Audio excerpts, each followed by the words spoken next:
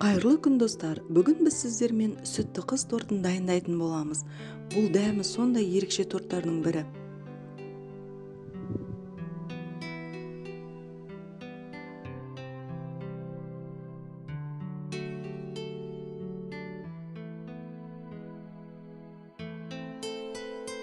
Ол үшін ең алдымен жұмыртқамызды жарып, жақсылап миксерлеп аламыз.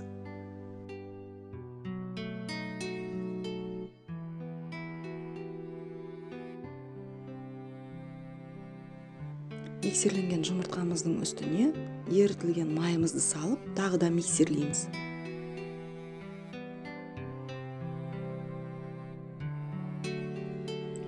Бұның үстіне қою сүтімізді, яғни сгущенный молокомызды да құйып, жақсылап миксерлейтін боламыз.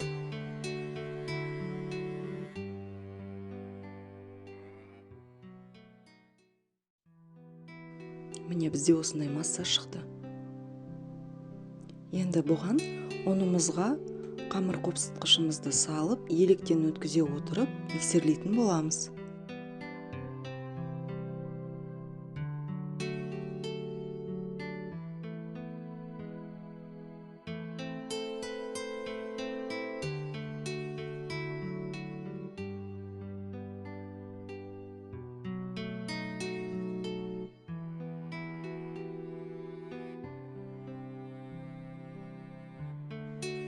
Міне бізде осындай қамыр шығады.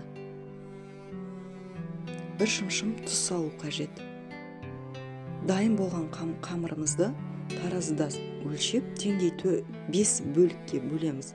Және де қызып тұрған пешке 180 градусқа 5-6 минутқа салып аламыз. Енді дайын болған корждарымызды осындай кольцоның көмегімен ақырындап жинаймыз. Менде кілегейлі крем. Бұның рецебі осы менің каналымда бар. Осылай бірінің үстіне бірін ақырындап жинай бастаймыз.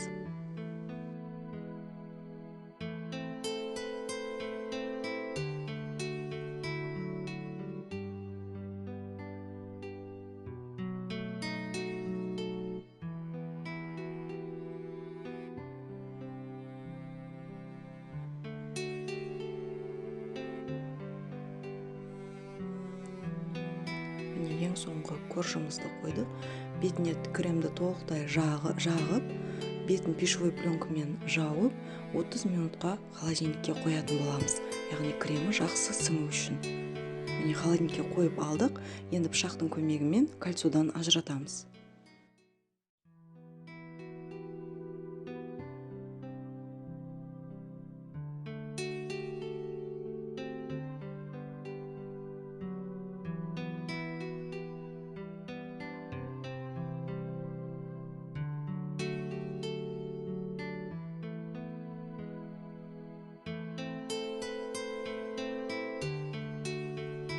Ақырындап ажыратып, қалған кремімізді торттың жанына жағып, тегістеп шығамыз.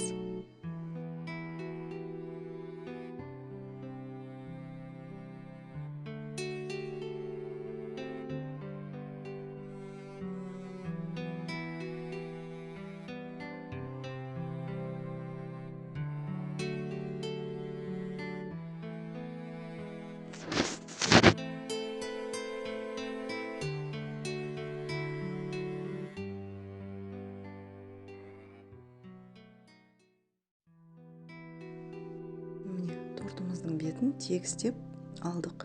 Енді бетін өз қалауларыңыз бойынша әсемдесеңіздер болады. Шоколадпен, фруктымен, әртүрлі қылып. Келесі рецептермен бөліскенше сау болыңыздар. Ұнаса тіркеліп, пікір қалдыра кетіңіздер.